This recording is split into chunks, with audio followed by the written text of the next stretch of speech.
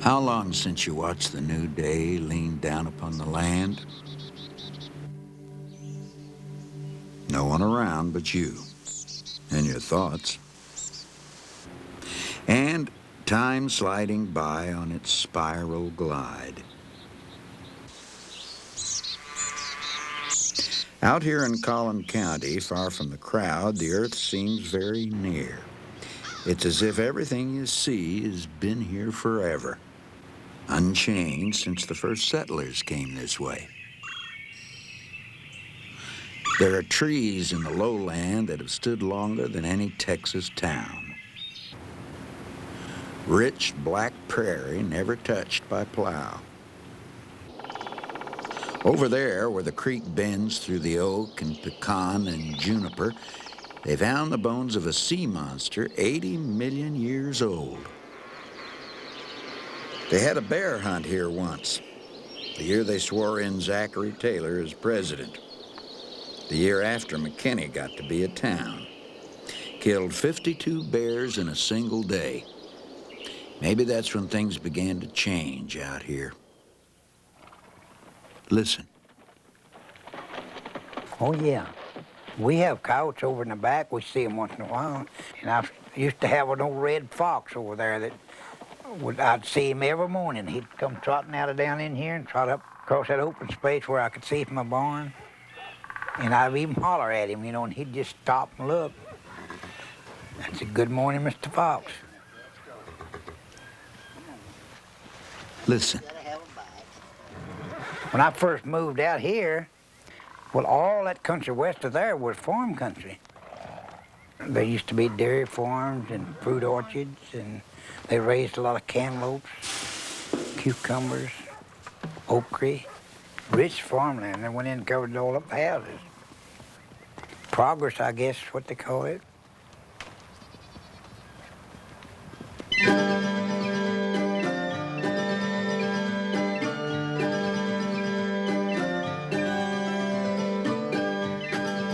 Once the old man, who was friend to the red fox, found a penny dated 1883. It was by his barn.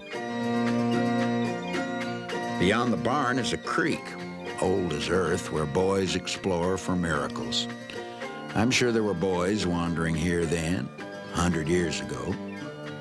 Way back then as now. Huckleberry pilgrims. And it makes you wonder about change. Above the creek is an old wood bridge. Over it passed a road which brought people into the towns and countryside of Collin County. It was a major thoroughfare. Now look down the road and see what's coming this way.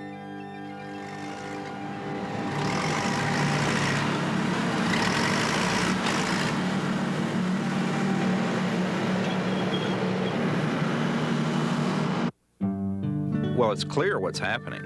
As the Dallas-Fort Worth region grows, the need to use the surrounding open space grows with it. Farmland disappears. Creeks and woodlands suddenly become condos and shopping malls.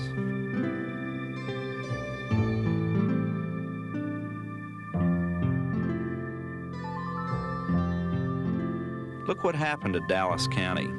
Not only farmland and open space were devoured by this urban growth, but whole towns, entire communities.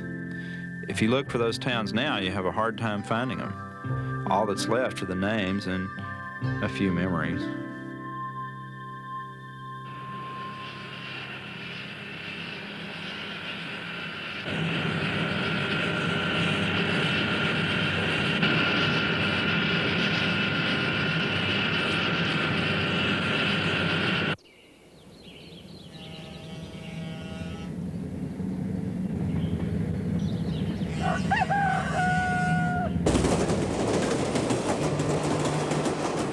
Listen to the names of these towns. Anna, Desert, Blue Ridge, Snow Hill, New Hope, Prosper.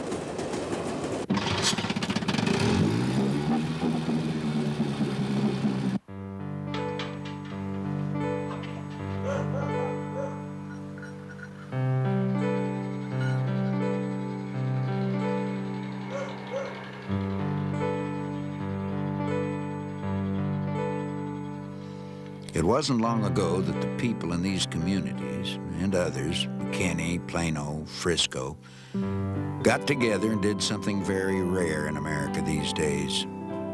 What they did was based on an unusual idea they had about the world around them. They looked out at the natural environment, and then they looked at the human community, and they wondered if maybe there could be some kind of truce worked out.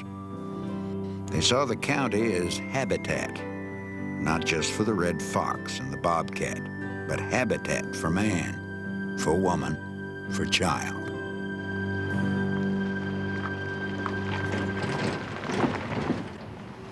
We are shaped by our habitat, just as a hawk's flight is shaped by the wind.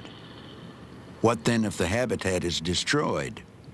Chief Seattle said it a long time ago. Whatever befalls the earth, befalls the sons of earth. If we do not preserve our habitat, something within ourselves will be diminished.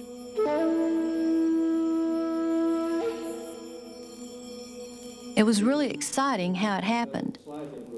The county commissioners called a public meeting, inviting people to address quality of life issues and develop future programs to deal with those things that people felt were important in their lives. But when we had discussed all the usual community issues, we found that a new issue kept coming up, a write-in, so to speak. Something many people at the meeting felt was real important: open space. The people of Collin County began to take a stand against the forces that would consume their land. They would work to preserve the open spaces that had nourished the quality of their lives for so long. It was an enormous task, a handful of citizens against what many people call the inevitable march of the Metroplex. A committee was formed. Objectives and priorities were identified. Tasks were assigned. Neighbor talked to neighbor. People joined hands and minds. There was a bond election, and on the ballot was this impossible dream: open space. There must be a truce between nature and the human community. We will not be paved over. The people voted yes. The issue passed. And the people of Collin County invested $1.5 million to knock the inevitable to its knees.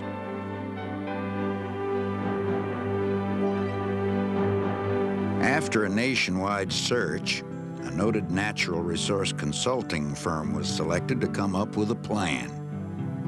An unusual team was put together: botanists, biologists, zoologists, archaeologists, engineers.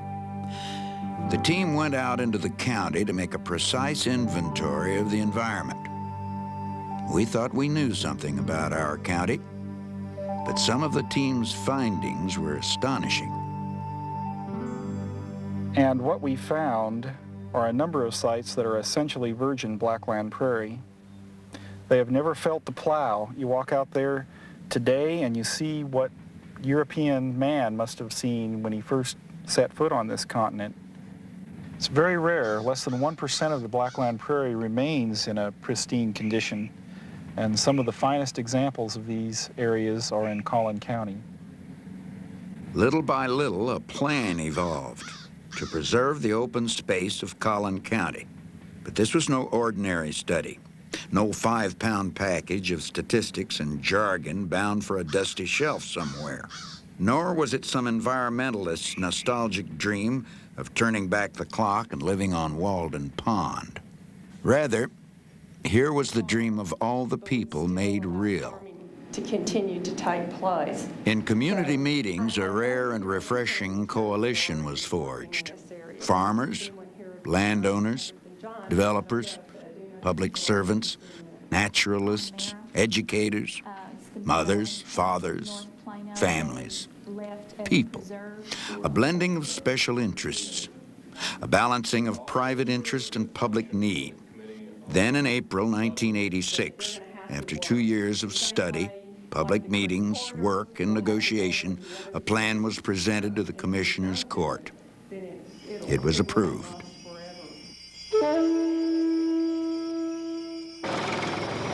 The The plan focuses on a number of critical issues. For instance, it provides strategies for preserving the county's farmland. Because of rising land values, farmers have sold their land to developers. The economics of such a sale are difficult to resist. The plan identifies alternatives for the landowner. Economically viable ways the land can be kept as an agricultural or open space resource. The plan is not anti-development, but it encourages development on land not suited for agriculture. The plan provides ways of preserving the beauty and quality of the many creek corridors in Collin County. Scenic easements are being created along the courses of major streams to preserve the visual integrity of the landscape, or as the habitat for wildlife, or as recreational opportunities for people. These corridors will be buffers for future development so that nature can always be an important element in the environmental mosaic. There are strategies for preserving the shorelands of Lake Levon, saving them for recreation, camping, biking, or simply for viewing the magnificent scenery and feeling the earth turn round. The plan provides for the preservation of historic and cultural sites so that we'll always have a bridge back to the past.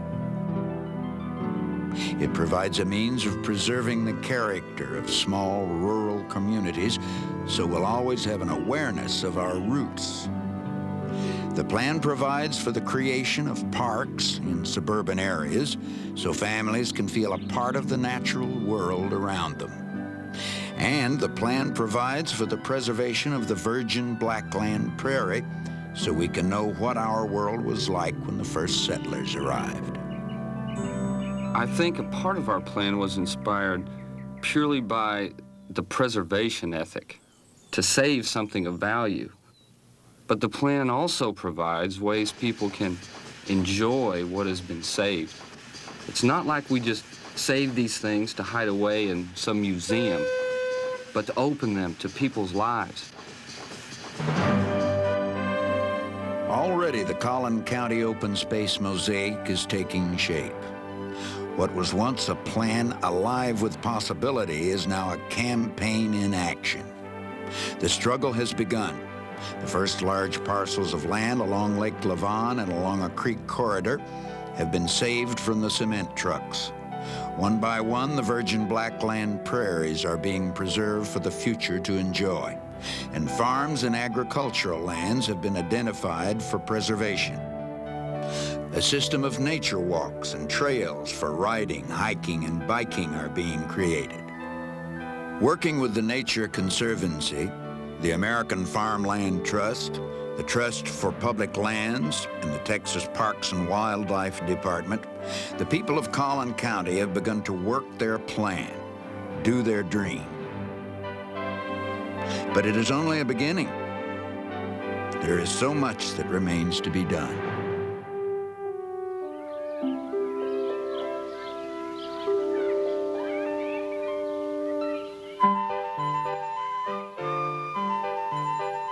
Working in the spirit of open space, the towns and cities of Collin County have created the first of a network of parks.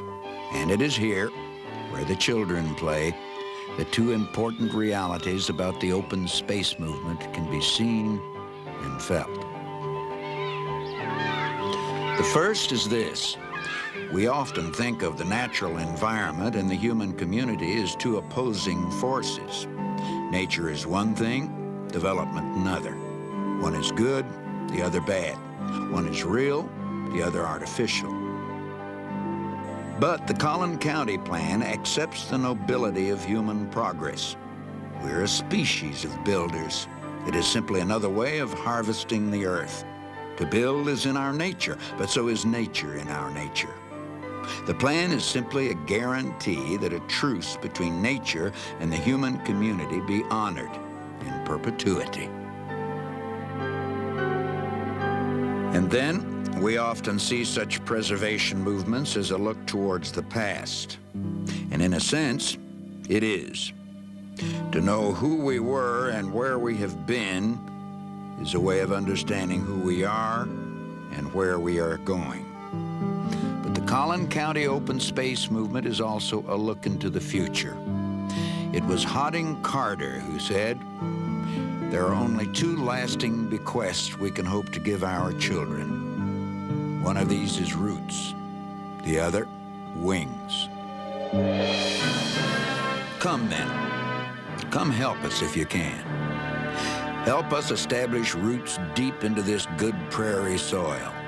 Come help us provide wings to carry the dreams of our children into the future.